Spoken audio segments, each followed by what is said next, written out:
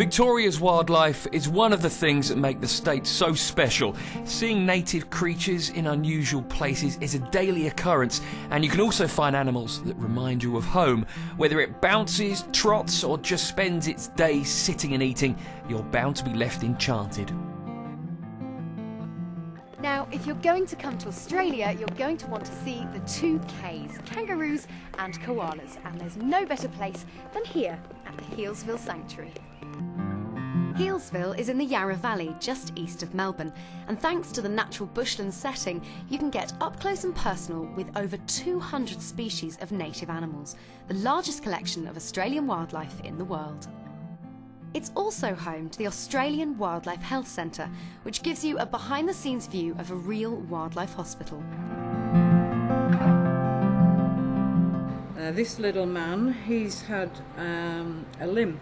He's had an anaesthetic. Fortunately, no broken bones, but unfortunately no obvious reason either. So it may be a little bit of rheumatism, although he's only about 11 months old.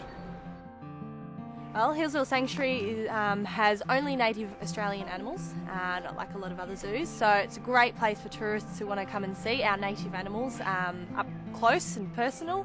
We've got a whole range of animals here, from mammals to birds and reptiles.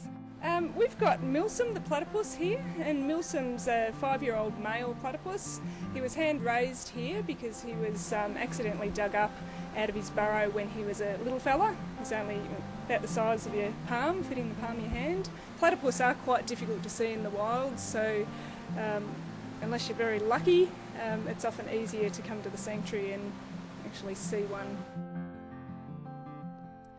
These kangaroos are actually Kangaroo Island kangaroos. They're a subspecies of the western grey, being found on Kangaroo Island, which is south of South Australia. It's rather cold, so they've developed the dark, thick brown coat that helps to keep them warm, especially during winter. Tasmanian devils got their name from Europeans. When first settlers came over and convicts settled Tasmania, they started to hear all sorts of lovely sounds and screeches and screams from the bush.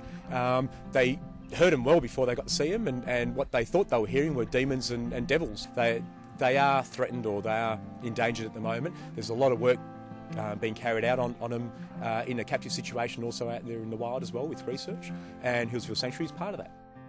Well, I'm joined now by Kelly and Ella. Ella's the koala, so Kelly, tell me about her. Ella came in at about 8 months. She's about 20 months now. Unfortunately, Mum was hit by a car and Ella was on Mum's back at the time. She had a couple of injuries of her own, and she was looked after and hand-raised by one of the keepers here. So tell me a couple of myths about koalas. Okay, well, one of the most common ones is koala bear. They're not actually a bear at all. They're not related to bears. They are a marsupial, so they have a pouch.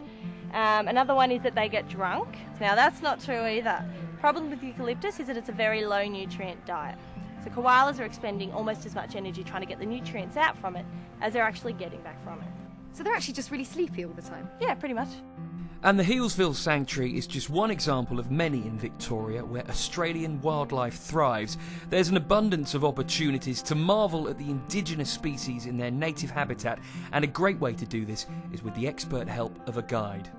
Both myself and my wife Lizzie, who are the co-owners and managers of the property, we actually are also scientists, so we do guided dust walks.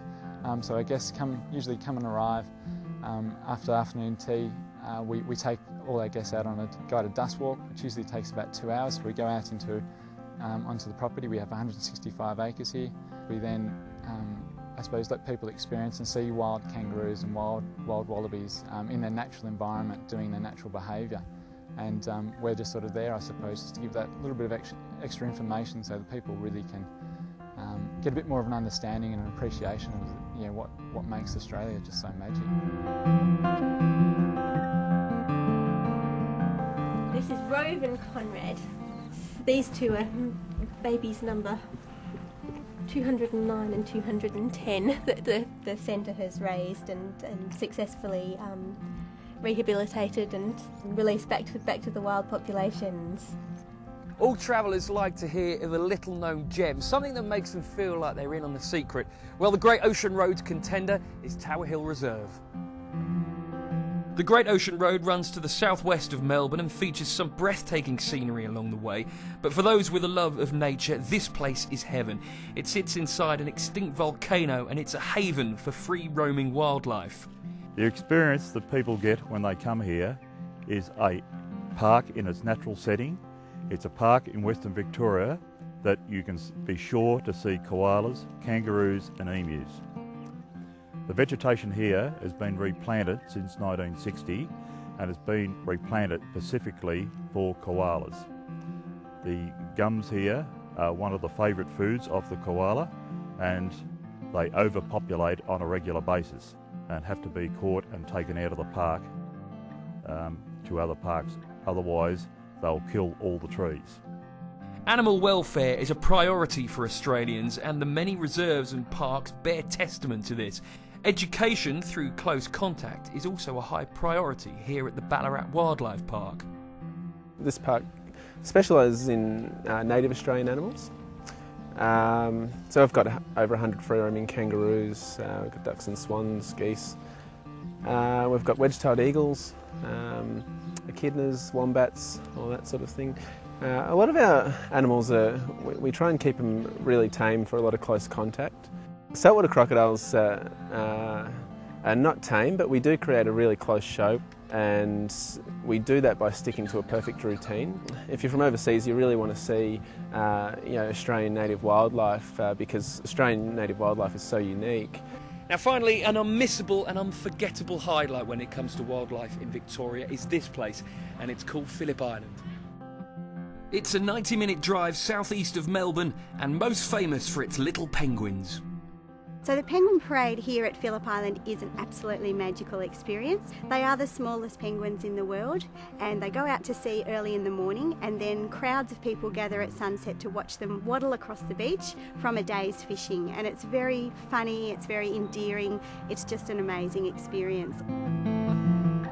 From penguins to seals at the aptly named Seal Rocks, and the best way to get there is on this thing, the rib, or the rigid inflatable boat. For those with a more relaxed demeanour, there's always the regular boat cruises to the rocky outcrop, but whichever method you choose, the experience when you get there is something you'd only normally get on television.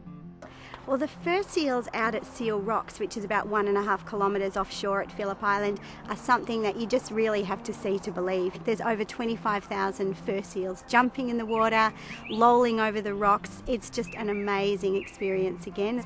And those seals are, one of the largest colonies of Australian fur seals in the world that you experience out there at Seal Rocks. And finally, there is an Aussie icon.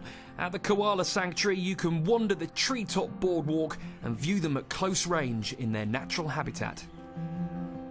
We have wetlands, we have miles of walking tracks, so from wild ocean beaches through to tranquil mangrove inlets with boardwalks, you can go bird watching, and just lots of the wildlife experiences that you can have anywhere on the island. You might drive past a wallaby or an echidna crossing the road. It is just an amazing place to come and visit. And that holds true all over the state. It's a place where you can find animals that capture both your imagination and your heart. In Victoria, you're bound to see familiar faces in familiar places, but also iconic creatures in the most unpredictable of spots.